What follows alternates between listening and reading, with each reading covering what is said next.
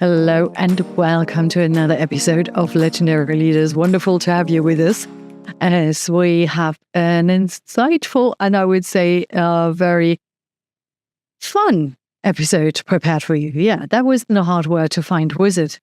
And the question for you is, when was the last time you showed up just the way you are, without over-explaining, overworking, second-guessing how you might come across? Today's guest brings a really refreshing mix of clarity, courage, sharp insight, and as I just mentioned, humor too. She's someone who has spent years behind the scenes, making other people and big brands shine. And now she is doing that in her own voice and on her own terms. And as she would say as well, everybody's work in progress. So is everything in her life perfect? No. Does it have to be? Absolutely not. Has it improved 100%? And her name is Fiona Fraser, and some of you may have heard of her, worked with her, heard of her business, perhaps. She's the founder of POW PR, and before launching her own agency, she spent 13 years working in TV publicity, including in-house roles at the BBC, Channel 4, and leading PR for production giants like Warner Brothers UK, Endemol, and Fremantle too. She knows this space inside out. But here we go. Today's conversation isn't about PR tactics or media training. If you are interested in that, by all means, get in touch with Fiona. I'm pretty sure she or her team will help you, can help you. But today is really about identity, energy, visibility, and what happens when you stop shape-shifting and start showing up as yourself. We talk about the fear that can come with visibility too, the exhaustion of constantly performing, ADHD, motherhood, motivation, and why walking away from a corporate world can be both freeing and incredibly disorienting. And I have no doubt, because I know some of my listeners, that this will ring a bell. It will resonate for sure. Fiona shares what shifted for her when she stopped trying to be the perfect professional and let her actual personality lead the way.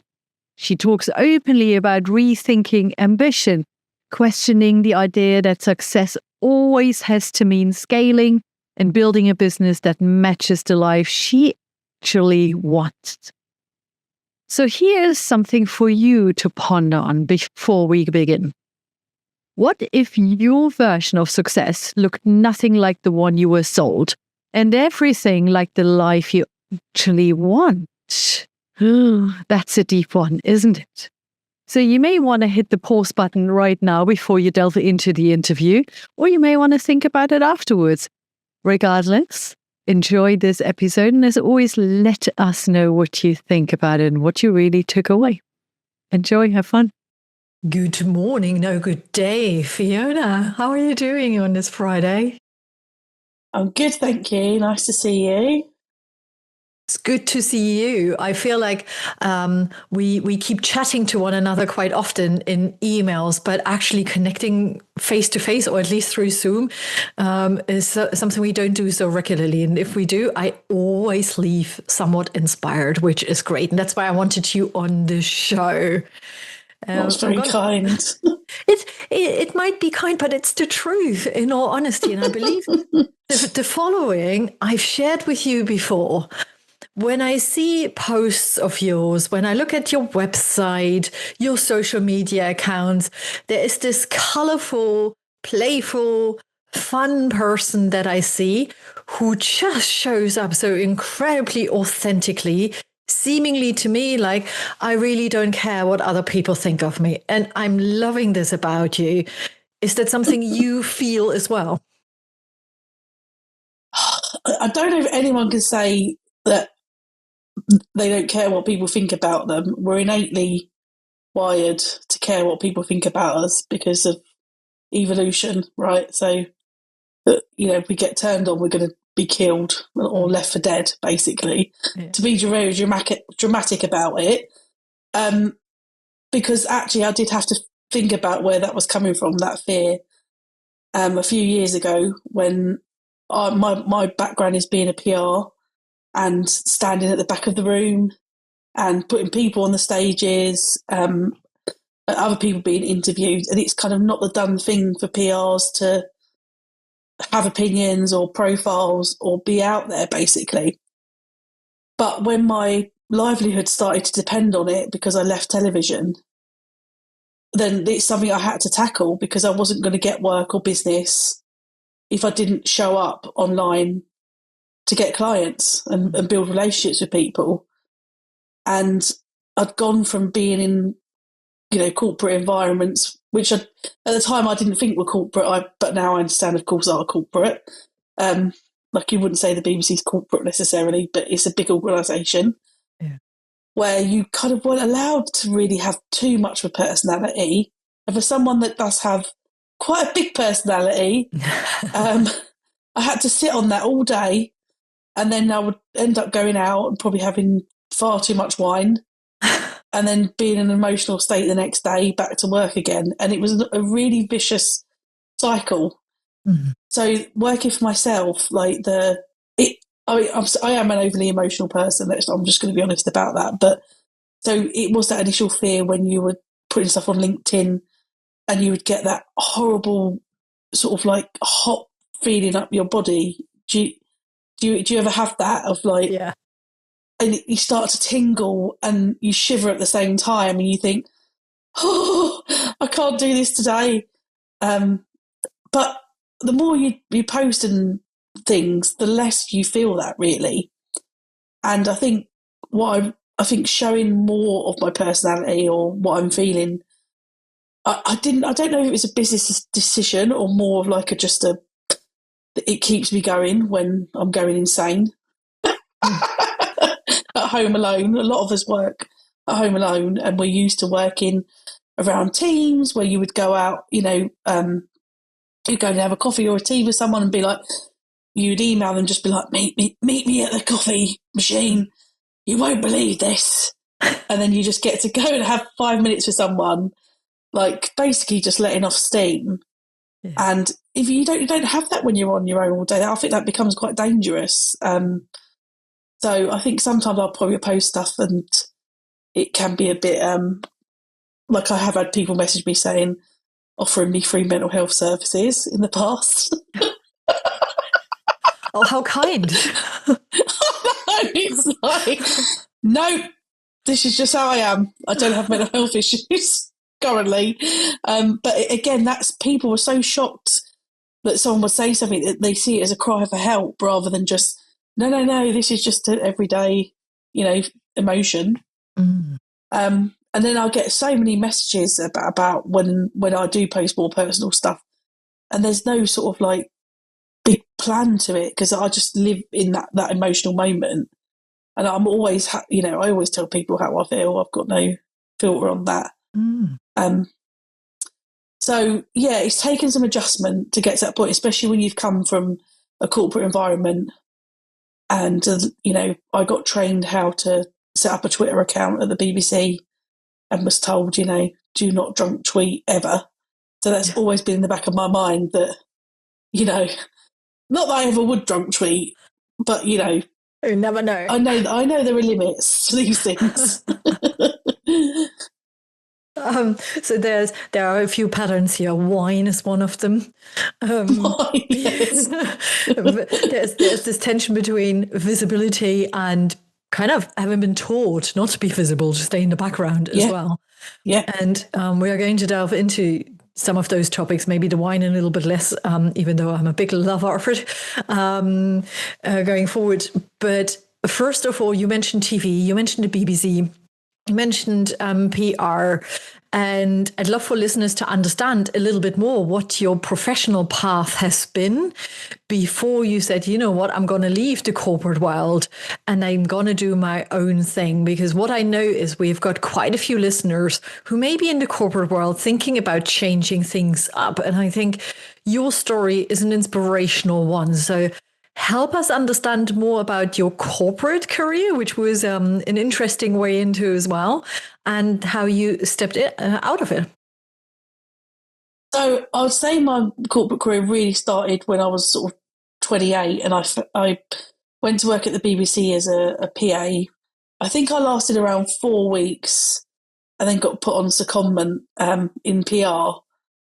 And then that's been the last 19 years of my life. I found what I was looking to do. I was actually at the BBC for a while before I was going to go and do my journalism degree. I kind of then fell on the other side of it through working at the BBC and got my degree through them as well. So they, it was quite nice to get supported in that way with them. But I went into television publicity there and then stayed there for 9 years working in on all kinds of things. Like it started off with things like Antiques Roadshow. They had like a big anniversary. And then went into the BBC corporate press office, which you would work on shifts, and I'll be there till midnight some days, and then a weekend shift was 11 till 11, both days. So going to corporate shift work was really strange, and then you would be the first port of call for any queries about the BBC. And sometimes you'd be on your own, and the phone would go, and it could be a really big story hitting that you then had to start to escalate up through to legal, right through to senior management.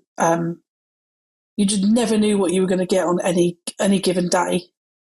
And that was a real crazy learning experience because I just learned about so many things from working there. And then I moved into factual, and then I did drama. So I worked on documentaries and then EastEnders for a bit. So real mixed bag of experience, and then went to work for places like Channel 4, Warner Brothers, Fremantle, which is where I ended my TV career because I basically had a child. It was COVID, there was a restructure, and I didn't want to go back. So, what was on offer wouldn't have been right for me. And then it was because I just knew my career in TV, I was spending evenings and weekends on call constantly, dealing with the Sun, the Mirror, all kinds of the Mail, about all kinds of contentious issues, some big, some small. And I didn't really want to spend my life like that while I've got a child at home. I wasn't able to switch off like other people did, where they could live with that sort of constant hanging over you. It was like there was no switch off for me. But obviously now I know 5 years later that's because I've got ADHD. So the struggles I had then were all, a lot of it was to do with undiagnosed, unrecognised ADHD. I can't even say it. ADHD,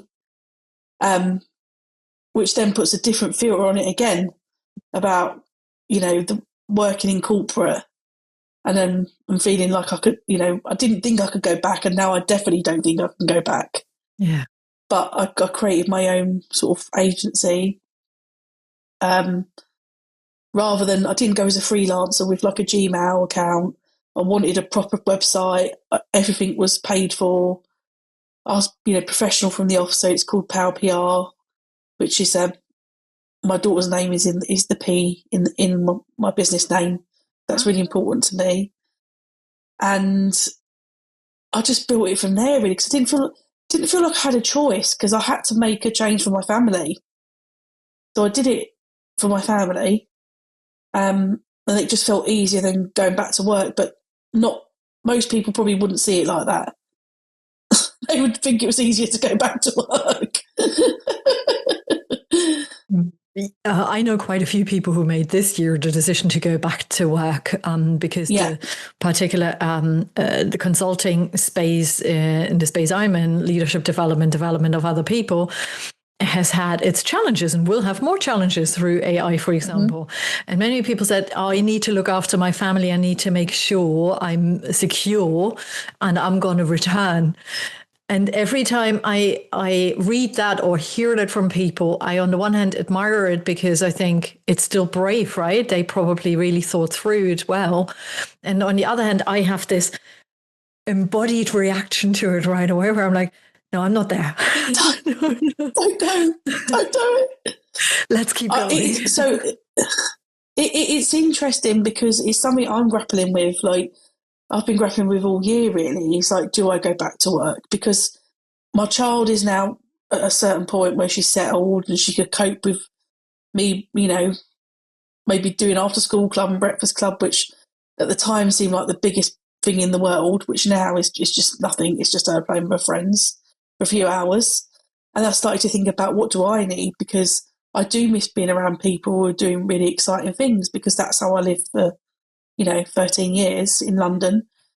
And that came as a shock, because when you become a mum, your identity massively shifts. It felt like a big shift because my identity was really attached to work. I kind of spent my whole life with people saying I had all this potential and, I was going to go somewhere one day, and I never knew to do what. I never knew what it was going to be. And then I got this job in television PR and was really good at it. Even as I say that, I'm sure that if anyone from my background listens to this and tells me I wasn't good at it, I'll just, you still have that voice in your head going, oh, well, there'll be people that would say I probably wasn't good at it. But that corporate doesn't leave you behind, those sort of like imposter syndrome. Yeah. It's funny, isn't it? Those things stay with you. But I used to work in big teams, so it was very competitive, for sure.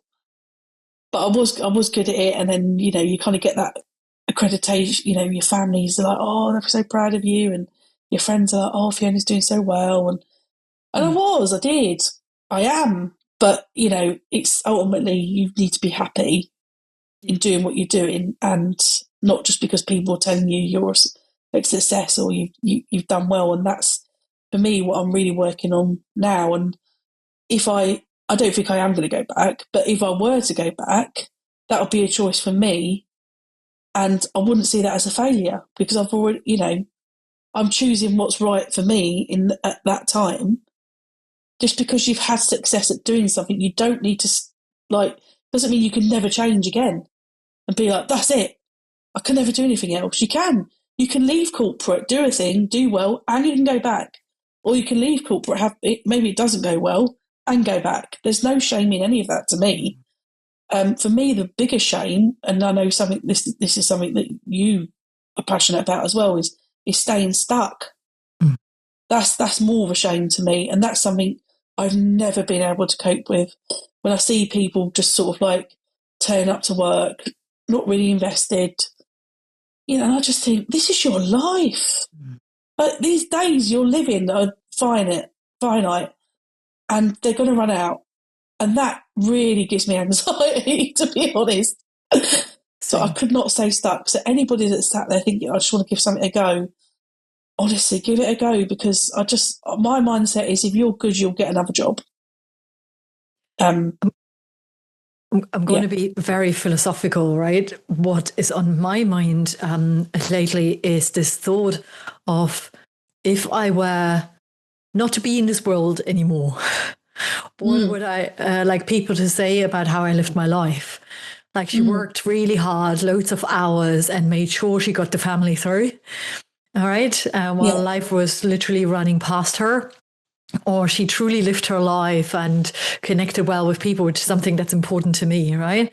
To having these connections in smaller groups, deeper connections, giggles, fun, and playfulness in life. And I can resonate with so much of what you said, like the identity shift, having a child at the start of the pandemic, leaving the corporate world, women in leadership, whatever it is. And what I have come to learn over the last years in particular is how I define success for myself, which speaks to your last point.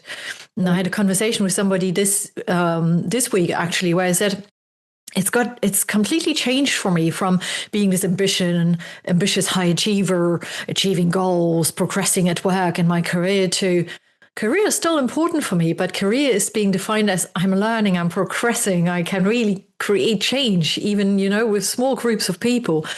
And at the same time, I love my life most days. Yeah. I'm really enjoying it.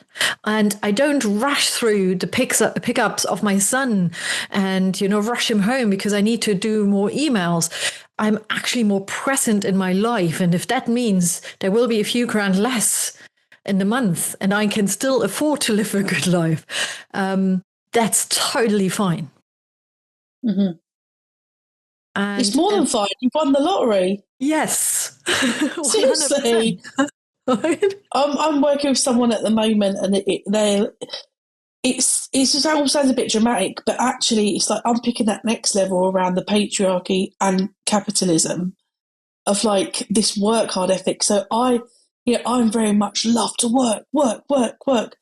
From, I did, when you were at school, you're supposed to do one work experience. I think I did 3 or 4 because I love work so much, but it doesn't need to be at the expense of having a life but and I'm working hard on like who am I outside of work, because work has just always been my thing. But again, the pressure around that in itself it doesn't need to be another thing to be productive about. It's like who you are, not at work. I worked television for a long time, so I love TV, and I know a lot about current TV and TV culture and culture all around entertainment, really. And I'm all right with like that being one of my things that I watch Married at First Sight every night. Yes. What's wrong with that? It's brilliant. Australia, UK, all of it? Both. Both. Definitely. They're both so good in different ways. And it's good for my mental health. At 9 o'clock, I get to switch off for an hour, and it tells me, right, it's time, it gets me prepared for bed. If I don't watch that, I won't be able to sleep.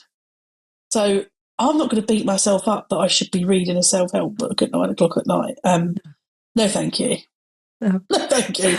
It doesn't need to be these big, grand things all the time either, does it? It can be as simple as like this morning I went to M&S and got us a nice dinner for tonight. So we're prepared. So I feel quite mum brownie points today. We have food in the fridge for dinner on Friday when it's normally really frantic and everyone's tired, and we don't have. I'm not going to be this huge. What are we going to eat for dinner tonight?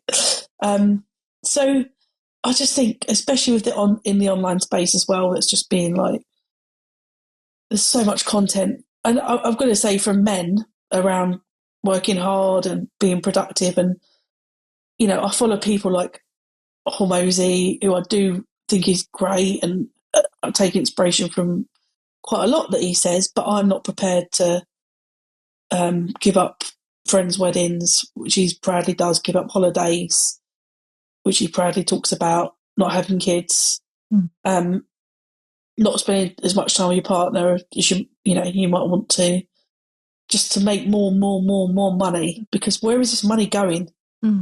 Like, at what point is it enough? Yeah. And I think that's kind of where I'm at with it now. Yeah. I need to keep track of all those nuggets that you share. And my brain got slightly distracted with Married at First Sight immediately. So good. One of my guilty pleasures. The other one is The Summer I Turned Pretty. I'm one of those 40+ women who got addicted to The Summer I Turned Pretty. Because I can really resonate with this switching off feeling again, right? Yes. Just getting into those different emotional states of anticipation, or remembering, like with Summer I Turned Pretty, for me, it's remembering what was my teenage time like, and how hard was it sometimes, but also how light was it. And it's just brilliant to switch off in this kind of way. And connecting that to something you said earlier on, when people tell you, oh, you're doing so well, and don't you really want to fulfill your potential? The judgment of society, and sometimes it's our perceived judgment, plays a huge role, because how other people define, fulfilling your potential, success, that's their story. But you've got to be cool about your own story and how you want to live your life and how you define success. So there's so much pressure that's being put on other people from society, this is what you need to do, and this is what you should be doing, and this is what you not should be doing, is ridiculous. And we are failing to therefore sit down with ourselves and really tune in to think about what matters to me at this point of time. Can change, but what matters now? What makes me feel good? Where's my energy? What's draining my energy? What does my gut feel tell me? Is it to go back into corporate world, into employment? Is it about, no, I need to try something completely different, perhaps? It's down to you. No one else. 100%. And I think surrounding yourself with the right people is really key to that. I think I've spent a lot of time recently in different sort of groups with other agency owners at all kinds of levels. You know, one conference I went to in September was in Ibiza, I'll admit. And I met somebody who very proudly told me he sold his agency for £11 million, or he got £11 million from selling it. And we had a great chat, and he was lovely. I did go home feeling like, oh God, you know, I'm just, why am I not motivated to grow an agency to sell for £11 million? But putting a number in front of something for me isn't a motivator. If you start to attach like changes that could occur with this money, then they'll start to get more motivated, but they need to be really specific. So again, it's like, I'm not prepared to, I know what it takes to get to that level of agency. I'm not interested. But equally, it's recognising within yourself, if you are holding yourself back from fear as well, about making that next move. And you're trying to protect yourself and be safe and say, oh, this is enough, it's all right. I don't want to push it too far, because that's also something that we shouldn't hold ourselves back for, wanting to be more ambitious. It's such a delicate balance. Yeah. Ambitious, not too ambitious. So that's something I'm working on as well, about where my boundaries are or lines are, because sometimes it can be that you've got something in your mind that says, I can't do this because of X, Y, Z. Whereas actually, if you investigate it, it's a lie. You've just told yourself that to keep yourself safe. So when you start to unpick that, you're like, oh, actually, hold on a minute, that's not true. And if I just do X, Y, Z, I can do that. Yeah. So, and this is all mental work. Like, I'm not going to pretend this isn't hard work. And sometimes just turning up to a job and just doing what you're told can feel a lot easier than this day-to-day untangling of stuff. But I don't have half the kind of anxiety that I used to have. I'm not out drinking and all the time, and I'm a much more peaceful person than I've ever been from doing this work, really, and understanding yourself. And I think when you do break out on your own, that is one of the hugest benefits that you get, to do things on your own terms. And even when you're setting your boundaries around how you work, you'll come out and you'll treat it like work, and you'll just say, yes, anybody can treat me how they want because that's what I'm used to at work. When the longer you go on, you start to realise that, no, actually, I can tell people I am off on a Friday. Wink, wink. No, but I actually am. Like last Friday, I was off. The next 2 Fridays, I'm 100% going to be off because it's half term. But that's me, again, fighting myself. And then my clients must think I'm absolutely mad when they hear from me on a Friday. They're like, is she not off? What? So that's kind of undermining myself, really, my own boundaries. So I'm not sure what my point of this was. I've lost track of what I'm saying. Well, we come back to a few points that you've just mentioned. That's something I admire because I work on it myself. If I sent you an email, because often, as you know, I come back from slightly crazy weeks, at least over the last 2 months, It felt like mad. And Friday, I still have meetings, but there are always a few spaces where I can finally answer emails and get around to some admin. And I would get an out of office from you and your team. And I'm like, that's cool. And there's really nobody replying. And 20 years ago, I would have been like, oh, well, and there must be somebody who steps in. And nowadays I'm like, they do it right. They stick to it. Hence my question to you, and I know listeners are listening to this episode on a Tuesday probably, or the following days. We are now here on a Friday. And the first question I asked you, or one of the first questions was, so you haven't been working at all today? Isn't it your day off? And you're like, oh, well, not today. As with everything else in life, a bit of flexibility still needs to be there. Yes. Yeah. But overall, try to stick to your boundaries that you set for yourself, which takes me to the question around, how did you identify your boundaries? What was your, for the lack of a better word, process? And what are some of those boundaries outside of, I don't work Fridays, for example? Yeah, so with the Friday, it's funny with the Fridays thing, I think we all tell ourselves we want Fridays off. But my reality is I don't know if I want it off or it's just that I need a Friday morning to catch up the way I'm not on email. And that's the reality, where it's, working in PR, and by the way, those inboxes, both inboxes are being checked on a Friday for any potential issues. So we are not gone and if something drops. But the reality is for me is I'm teaching myself that I'm not back where I was, where genuinely an emergency hits. And if I'm not on email within 15 minutes, then the world's going to end, because that's the environment I was in. So I'm undoing sort of 18 years of work here just by trying to not check my email for 2 hours. And I just got an assistant the last week and a half whose job is just to manage email. And I remember I had to call her and was like, how does this work? And she's like, you just give me your password. And I was so cynical because I was like, this isn't right. I've never had any success with an assistant before, like in that respect, because I wasn't willing to give it a try. And I think I was listening to Dan Martell, Buy Back Your Time, when I was travelling, and it just hit me like, the first problem with a founder is you need to get rid of, you need help on your inbox and your diary because you're wasting so much time and energy. It's not that I don't reply to emails, but she saw that the ones that of importance, and then the other ones I come back to. So it just means I can dip in, reply to everything I need to reply to probably in 10 minutes, and then be gone for a couple of hours on head down work, or that, that sort of strategy work where it's the attention divide which is killing me. And that is the thing that I'm tackling with boundaries, because when you're getting pulled in a million different directions, that is for me emotionally tough, and people don't get the best out of me. And I feel a bit under attack, if I'm really honest. That's my feeling.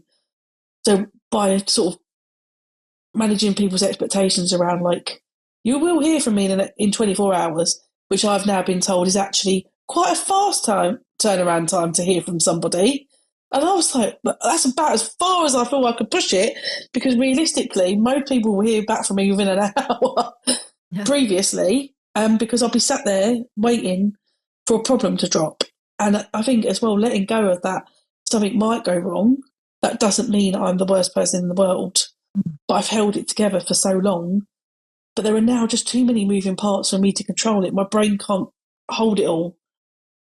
So letting some of the pressure go with someone on the email and in calendar has been revolutionary. Just in terms of now I know, my time is going on the deep work for clients that they will need, the strategy, the relationships building with being out with, speaking to people at Apple Podcasts or at big production companies this week, and having all of these conversations because I've got the energy for it.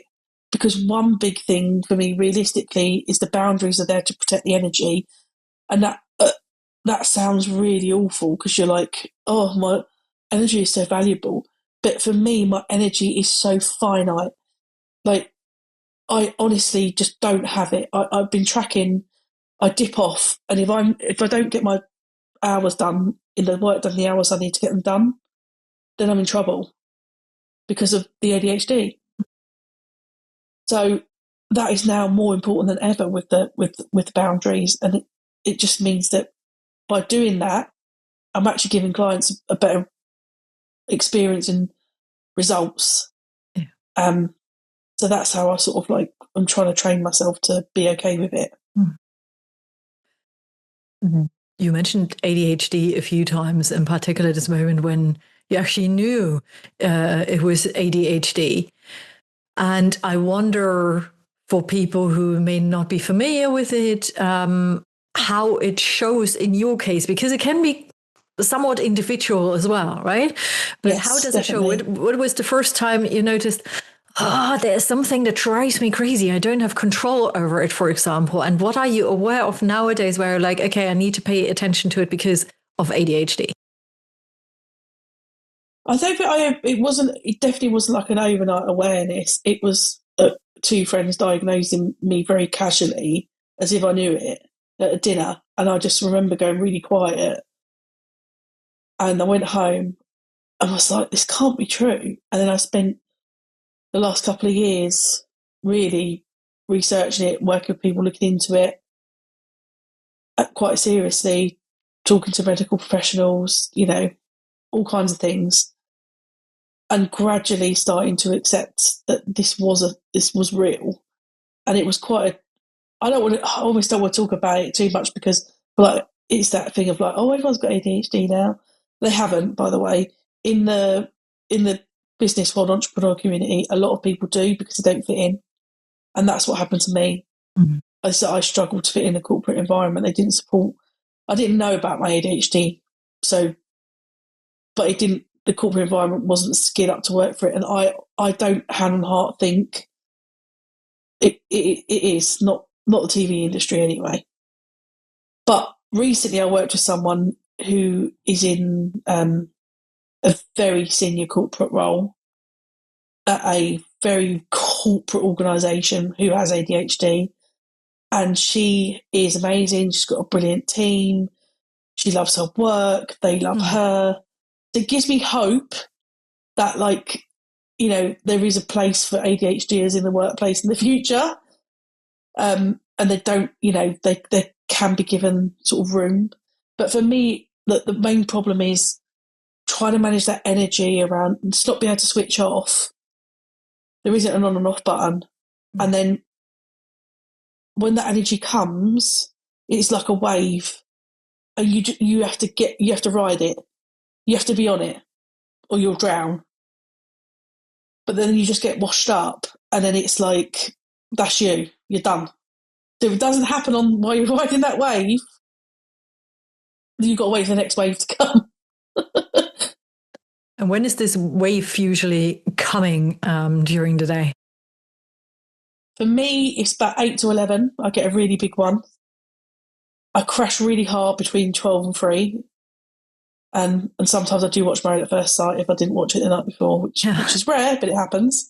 And again, it's being all right with that. It's like, yes, at lunchtime, I remember I used to work in the NHS in Guy's Hospital, and I was on the ward with the anaesthetist, and we had a TV room. So I've watched Neighbours at lunch every day in the TV room, and it was great because it gave me that switch off. So it's something I need, that my brain just be able to go, right, we're watching TV now.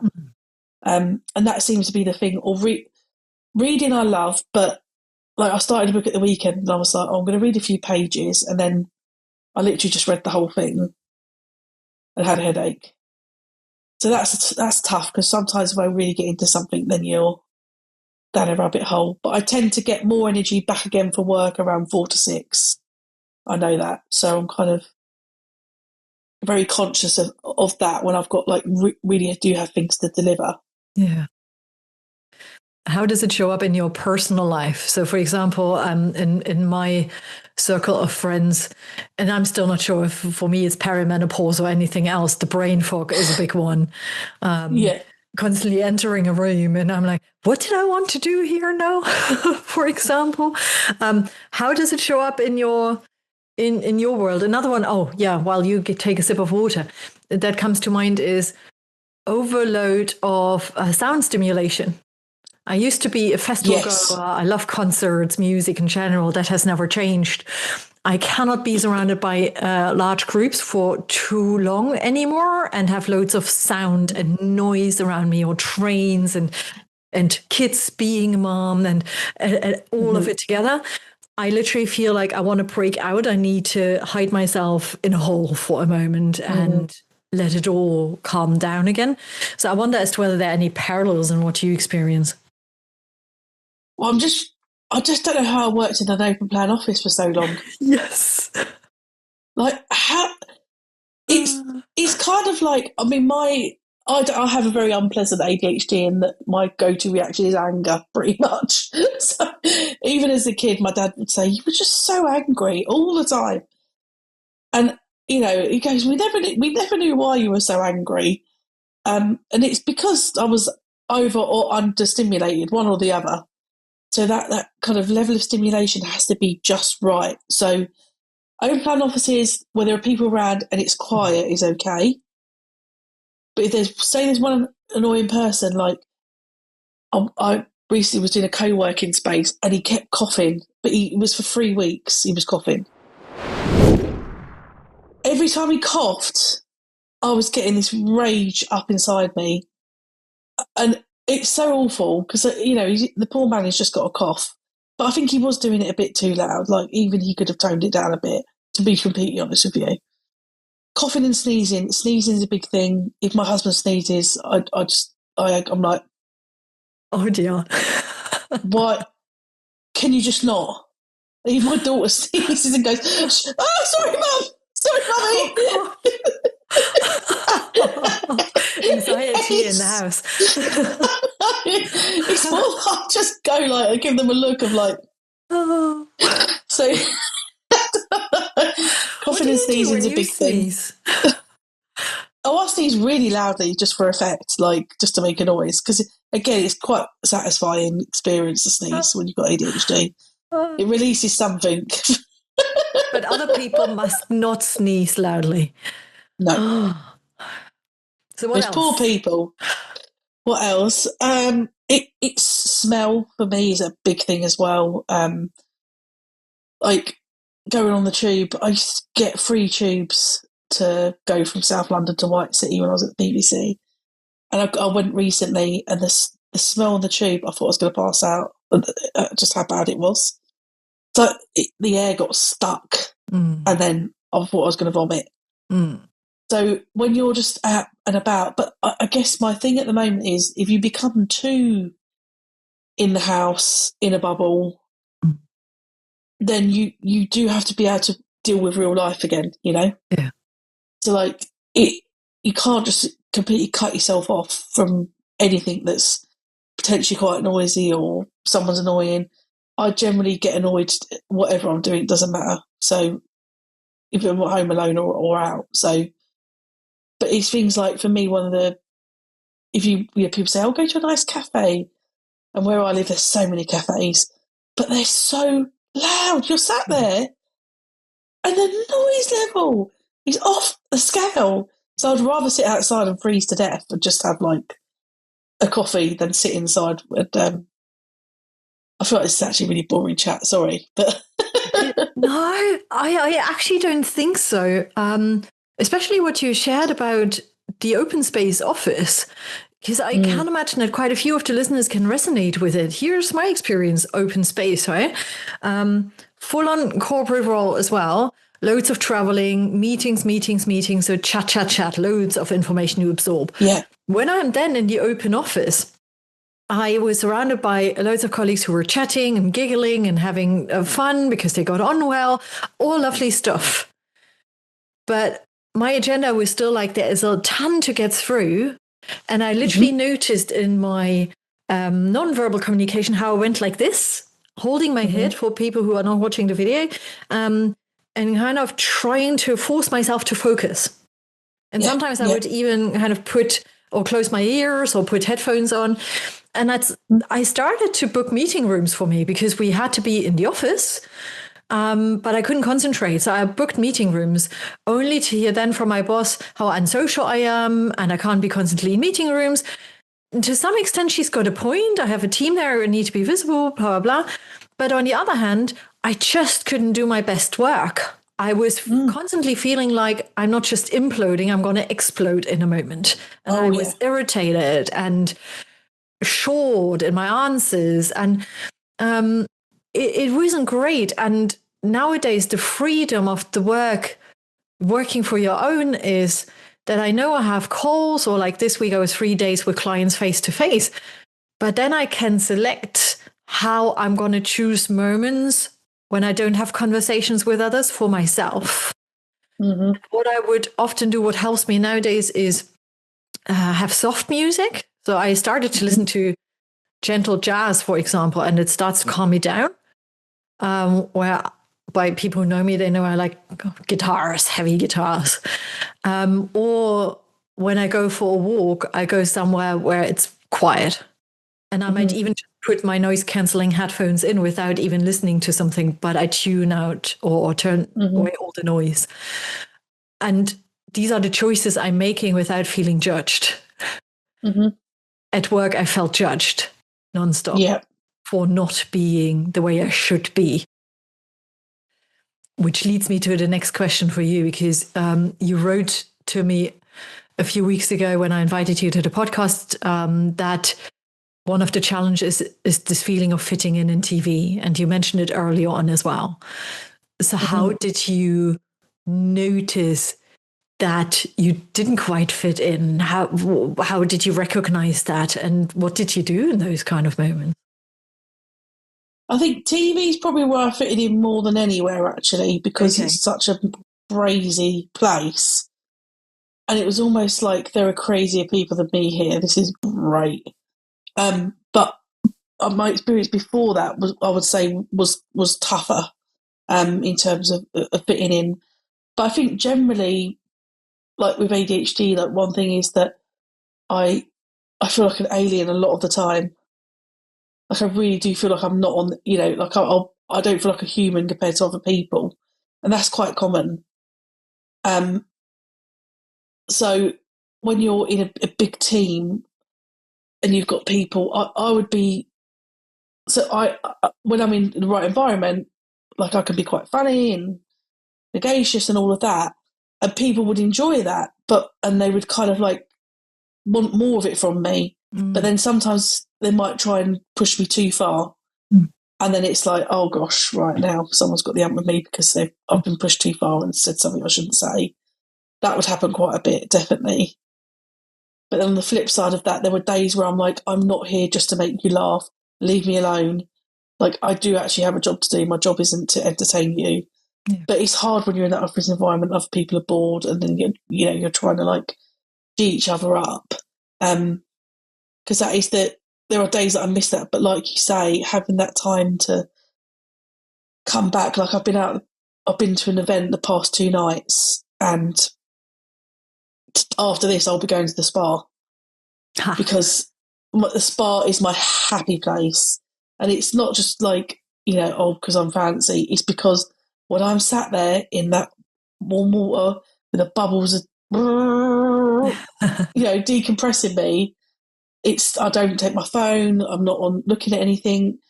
It is heaven. And I think my first question when I think about if I had to go back to corporate would be, how will I get to the spa? Because I cannot live without it now. I know how much it regulates me and calms me down. Like your walks, it's that. So I have a walk around there. It's really close to my house. Put some music on, and then do that, and I come back a different person. But if you haven't got those coping mechanisms, because your boss is saying, you're not sociable enough, or for me, in my case, it was probably that I was a bit too direct or not making enough. The one thing I struggle with a lot, which is weird as a PR, is the relationships. Building relationships for the sake of it. Because I come from this is probably my biggest problem really at work. Is I've never manage to do small talk. I can't just like try and be strategic about being somewhat like being around somebody just to be liked or to get somewhere. I can always come from a place of respect. So I just think if I respect you in your job, you should respect me in my job. And then when we work together, it's great and we can like do our jobs. But that's not how the world works. Yeah. You've got to put the time in to getting to know senior people in organisations, because when I've been the victim of like when there are restructures and things like that, because I haven't been seen to have put enough time into building personal relationships with people, then that's affected my career. And I'll be honest, that's something I'm still not great at, because I will give you all my time and energy, but I don't know why I need to know what you're having for dinner. Like it, do you know, is that sort of like level of relationship building that is definitely still a bit of a struggle for me. But that doesn't mean that I don't like someone, or I don't respect them, or I don't want to do a really good job for them. And that's where I've always not understood, like, why do you want me to go to lunch with you rather than like do a job for you, you know? Because lunchtime for me, I guess thinking about it now, is I didn't want to go for lunch with people that I don't like know. I needed that time to decompress from all the meetings, from all the stuff that's happening. Yeah. So that was like I needed to get out, get fresh air, and not speak for an hour. I didn't need to go and sit with a senior TV exec who was an absolute awful person and listen to them talk to me for an hour. That feels like just such an awful thing to do. It's, again, something that truly resonates, right? And I think we've got to be bolder as well to express that. Obviously, I was called direct in my past life quite often as well, and now became part of my brand, directness with empathy. But at the same time saying, you know what, this time I need my lunch break for myself to decompress. Hope that's okay for you, or even leave that to the side and just express that. I cannot imagine, at least, that anybody would say, well, this stupid cow in this moment. Yeah. Why? I do remember, though, I I was having a meeting and was told, you haven't made enough effort with this to get to know this person. And I was like, but I've spent my weekends defending their show. I've lost time on Saturdays and on Sundays dealing with journalists, dealing with lawyers to defend the show that they make, to defend decisions that they make. And you're telling me that wasn't enough because I didn't go for lunch with them. I couldn't think of anything worse than sitting down and go for lunch with this particular person. But there should never be sorry. No, what was the response? It was just, you're going to have to try harder. 4, 2. To make this person like you, basically. Yeah. We all know how quickly we decide subconsciously as to whether we like somebody or not, right? Yeah. We all know. This person was also pretty unlikable. Like, as a rule, they were an awful person. So it didn't make sense to me, Kathleen, in any world. I was like, I don't understand what you're asking me to do here. Again, because they're not really saying what they mean either. Yeah. There's a lot in TV. There's a lot of no one saying what they really mean. And I'm trying to read things, which I'm quite good. I pick up on energy well, and I know there's something wrong or not, but be in those situations where someone's like, just make more of an effort. You need to try harder. And you're like, I'm giving you everything here, guys. But if your face just doesn't fit, it's those sort of moments where you think, you just don't like me, and that's not going to change. And I'm not. Yeah. no amount of lunches out is going to change that. Yeah, I agree. There might be some exceptions, all right, but you also need to make a decision where you spend your energy, where you spend your time, and in particular, why, what for. Yeah. Mm-hmm. Right. And I'm going to say, anytime you volunteer to have a lunch with somebody because you really like this person, they are friends of yours or whatever, that's a different story. Yeah, it should be nice. Work lunches are generally, don't get me wrong, in entertainment and PR, I love a work lunch. Like, it's brilliant. But you can't make me go and do it with someone that's awful and treats me terribly. Like, that's a punishment. Yeah. So why should I put myself up for that? Yeah. Just, I don't know. So what do you think is needed in the world of TV and media to be successful, in particular for women? Oh, my goodness me. TV's in a really weird place at the moment because they're being pummeled by, like, you know, the younger generation's attentions on TV is getting less and less and less. Mm. So, like, TikTok and YouTube is just massively taking over. So they are under quite severe threat. And essentially, we're almost just waiting for this sort of, like, generations to die out. And then things will change because TV just isn't going to be the same in sort of 15 years. It's going to be dramatically different. And I think right now no one really knows how exactly. But there is just less attention on TV than there was. They don't have the monopoly. And I think we are in that, attention economy. And creators are primed and ready to get the attention and make the most of it, whereas TV is so slow and heavy to change that they're struggling to keep up. For women, I think what's just really hard is, the expectations around your time. There are no limits to it. And as that's why I left. But there are plenty of people that make it work. But it's just if it's what you want, if you can't imagine not doing it, then it's going to be easy for you to stay there. But for me, I miss certain aspects of TV, but only like 5%, I would say.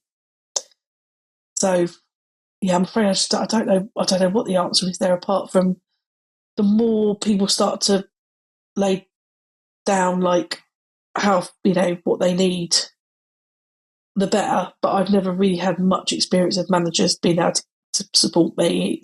They're there just to, I haven't really had many great managers in my life. But I would love to see some legendary leaders in TV, that's for sure, and people that are not afraid to sort of say things, because the thing is, people in the high up jobs, they've only got to say one wrong thing and they do lose their jobs. Quite serious. Absolutely. So the consequences to standing up and tackling things is really, really quite intense. Yeah. Which is why it just doesn't happen. It's the same in politics.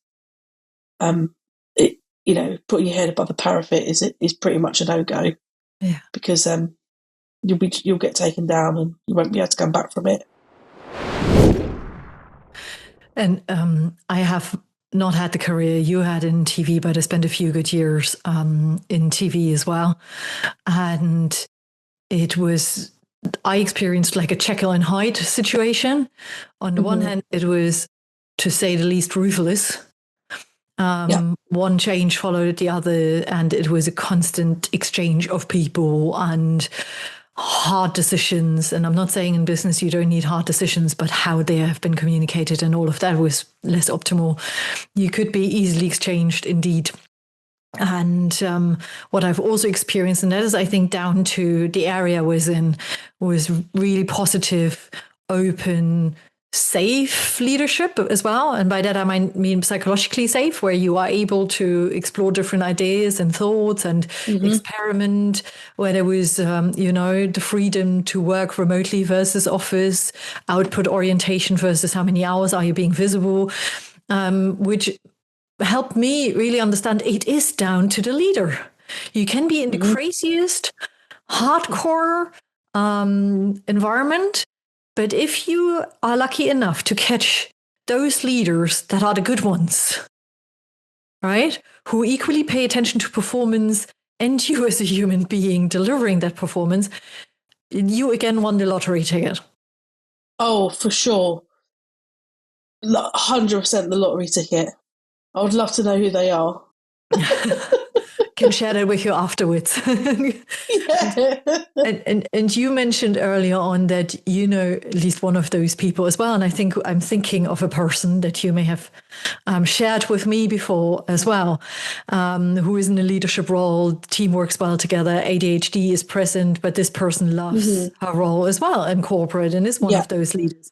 So knowing that you have built somewhat a relationship with this person, what do you see in her and what she shares with you about being successful as a leader and making it work for you, in a highly corporate environment? She's completely unashamed about, she doesn't make excuses for herself or apologise from what I've seen.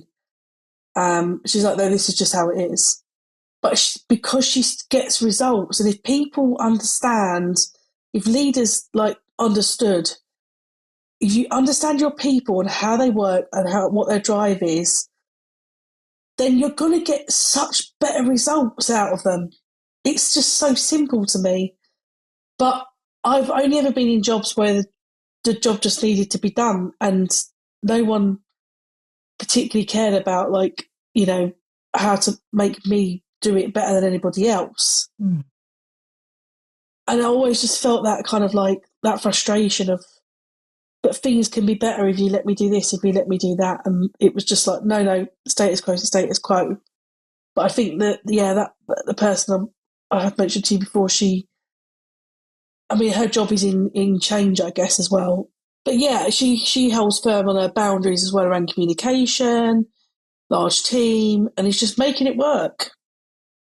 And it's not feeling like you can't do things because of you've got ADHD or because you have anxiety or because you've got children or because you've not got children.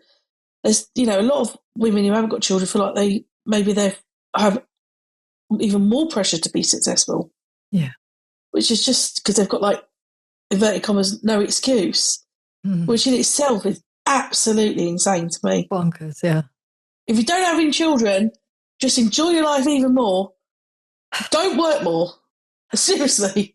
You can have the best balance, because if you decided not to have children or it hasn't worked, obviously, so there will be people in that position, but you can go to the theatre, you can go to the cinema, you can go to the pub, you can go for meals, you can travel to cities at a weekend.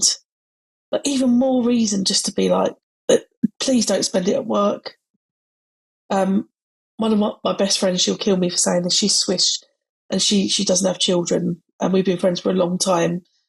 And she works so much, but her balance is she gets all her hours back and she travels a hell of a lot. So when she goes away, at the moment she's away and she has these big holidays, she's always got these breaks to look forward to. So it's however you can sort of build that in. So that, and I wouldn't have thought working in a corporate job that you get your hours back like that, but this job allows her to, and they really respect her opinions. They treat her very well, and she's a wreck though. That's the only thing I would say. She needs those holidays. She needs holidays to recover from work. Yeah. I'm out of that cycle actually. The holidays for me, they're less enjoyable in a weird way at the moment because I'm not getting that, oh my God, I'm finally on holiday feeling when you're in corporate that you get when you put your VAT office on and see you later, I'm out of here. I miss that. I really, really miss that. But when I turn up on holiday, I'm not in a complete state most of the time that she is. So she's my comparison for like what corporate looks like sometimes. Oh, Jesus. Do I still remember those times when I had the I'm out of here moment going nuts before that day would come? Hours and hours to make sure everything has been handed over or finalized so that, oh, goodness me, nothing's going to happen while you are away. Only to go on holiday and your body says, let me be sick for a while. I was going to say, I bet you got ill. Totally. That's what happens. Totally. You stop and you drop. Yes. Yeah, I don't want to live a life of stop and drop anymore. I decided that a while ago. It's a really vicious cycle. Yes. So I'm trying to by stopping for hours during the day. And I mean, I guess I do stop and drop from 12 to 3 every day. But it means I'm not constantly dead. Yeah, paying attention to your energy every single day consistently. Right? Yeah. I have to admit, this year was the first year where I forgot about holidays. And it's not like I'm bored in my usual work week, right? But it feels different. Still, the energy and stress levels feel different. And we went on holiday in September, and my husband and I, we sat down. We were like, when was our last like proper holiday? You know, not just a weekend away, or we're traveling back and forth between Germany and the UK anyway. But where we said we took off as a family, and it was January, and we didn't even realize. So this is the counter opposite now of what I've experienced before. So now we took action to say for next year we are blocking certain weeks. So because what's important is that as a family we come together and we have this quality time where we do fun stuff that doesn't have anything to do with work, right? And yeah, this year it completely slipped my mind for the first time ever. That's day-to-day balance. This is what I think you want to get to that point towards, where your life isn't just this something you're trying to escape.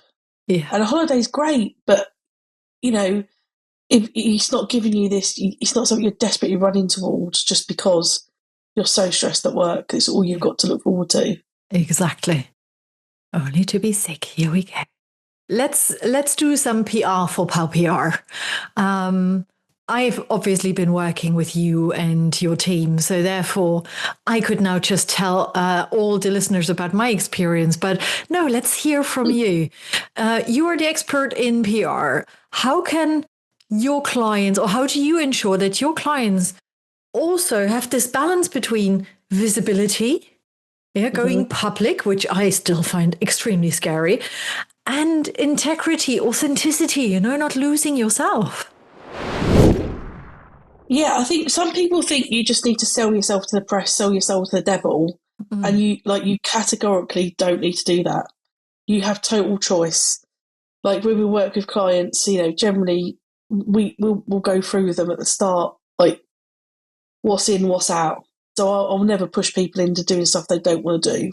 Yeah. To start with, but it's also educating clients that they don't have to reveal every kind of like awful thing that's happened to them, or just to get press. Like you can control your message, you can decide your message.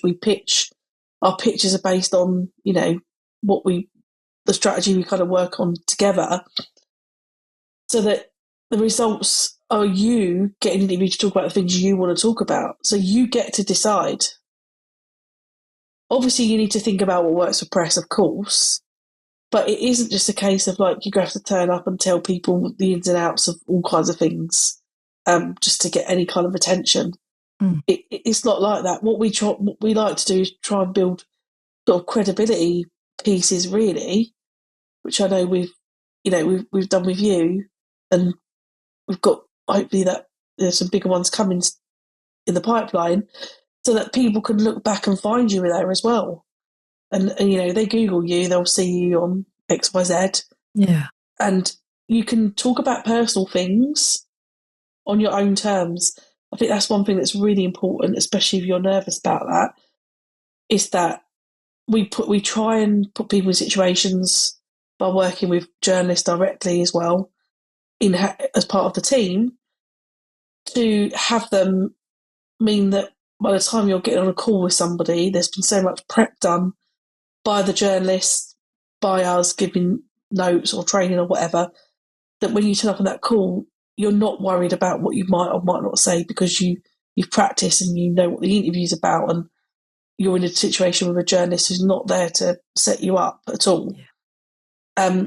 So that's a really important bit of the work that we do that isn't based on, like a number or a result, but is also training people so that they can go and feel confident to do more interviews. And I've had people come away from work with me saying, right, I'm ready now to go and write my book, or I want to go and do a TED talk, because they've built that confidence up with us. We've helped them with their messaging, so that by the time they leave us, they want to go and do more and speak to bigger audiences, and that's something I love to see when people have worked with us, because the flip side is I work with a lot of production companies and talent who are doing PR all the time. So if I say to them, you're on the One Show, it means nothing to them, because they're like, they've been on there 5 times before. But when I work with individuals who've never done press and we get them a big result, that is for me the biggest wins, because I'm just like, this, you will always be able to say you've been in XYZ. Yesterday I went to WXS at the station because 2 of my clients were in the Radio Times magazine, and they're independent podcasters. They will, for sure, would have texted their mums last night and said, Mum, I'm in the Radio Times. And that's pretty cool. It is. It's really cool. And I love those moments out of it, really. So I always want people to sort of get those, like, look what I've done. Because everyone wants a bit of external validation. Come on, let's be honest here. And it's great for trust as well, like when people are looking you up. And so that's kind of how we work around building those opportunities. Yeah. And there were a few challenges that I have experienced in terms of the stories I tell myself, the beliefs I hold about myself, that I'm pretty sure will resonate with a lot of the listeners who tell them stories about their brand, their leadership brand, their visibility in the organization. So first of all, I remember you and some of your colleagues approaching me with regards to my personal stories and background, from burnout to where we live as a family and other things. And I was like, isn't that too much information? Right? I'm an open book. I'm happy to talk about it. I'm like, will people be on LinkedIn put off, by those kind of information?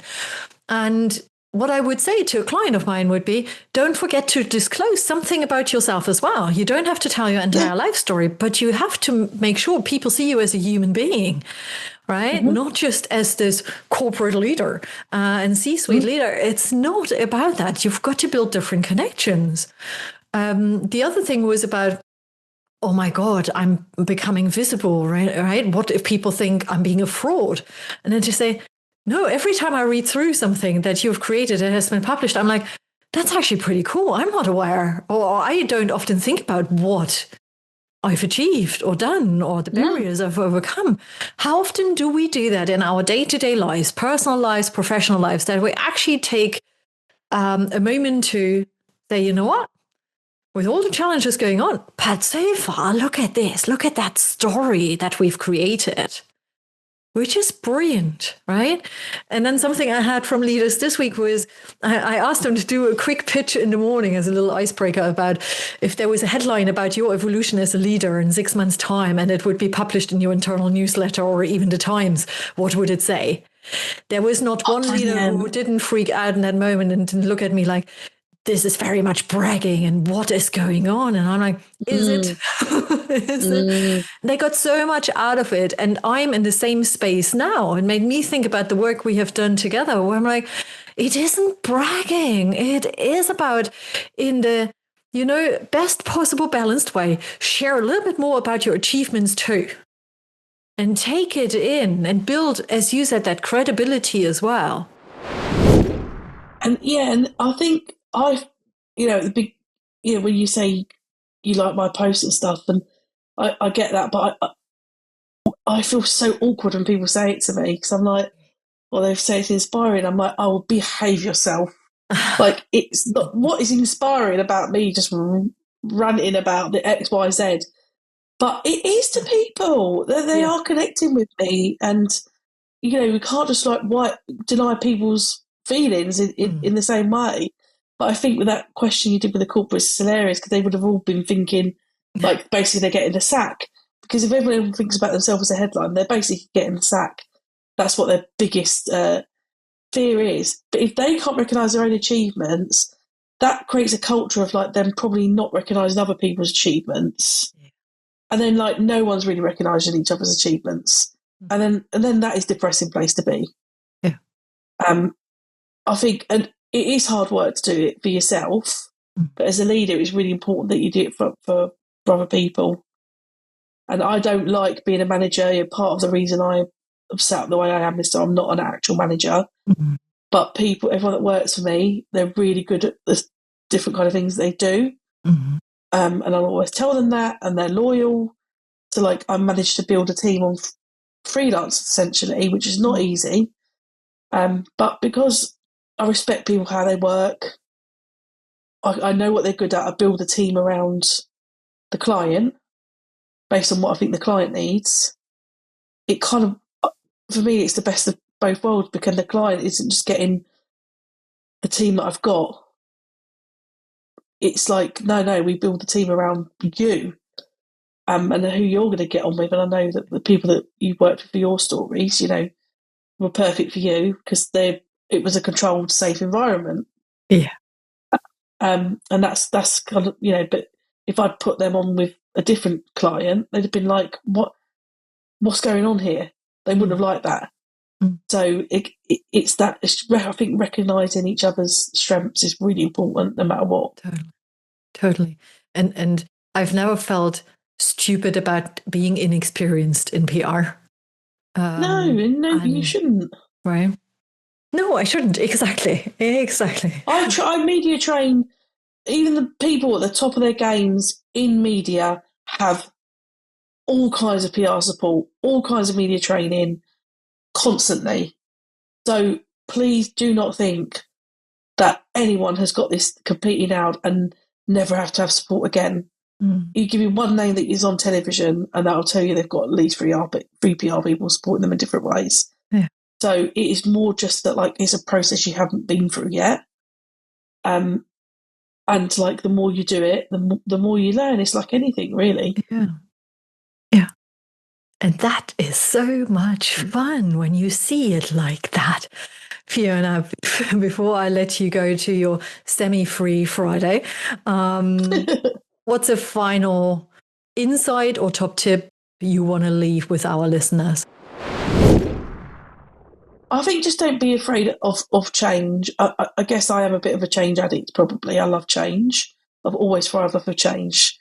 So it's easy to say because my husband is the opposite of that.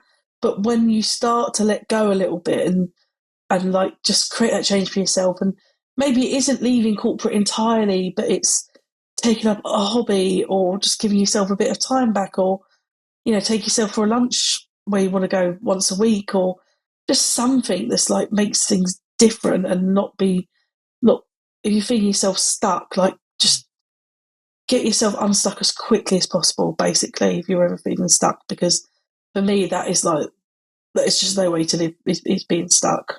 Yeah. One step after the other. Yes. Fiona, where can people find you and see all your inspirational posts on LinkedIn? On LinkedIn is probably where I'm most prevalent, and that's just Fiona Fraser. And then my website is powpr.co.uk. Cool. And we're going to publish those in the show notes, obviously, as well. Thank you. As always, dear listeners, let us know what you took away from this extremely human conversation that we have had here about all of our imperfections. So which one resonated most with you? I'd love to hear from you. And with that, I'm going to say Fiona, I do appreciate this takes you out of your comfort zone, even you, the queen of PR. And yes. You've been with us for quite some time here. And I really, really appreciate you being so wonderfully human, and giving parts of your Friday to us as well. Thank you. No problem. Thanks for having me. Have a wonderful weekend when it comes, and a great week to all of you. Thanks so much for tuning in. Bye-bye.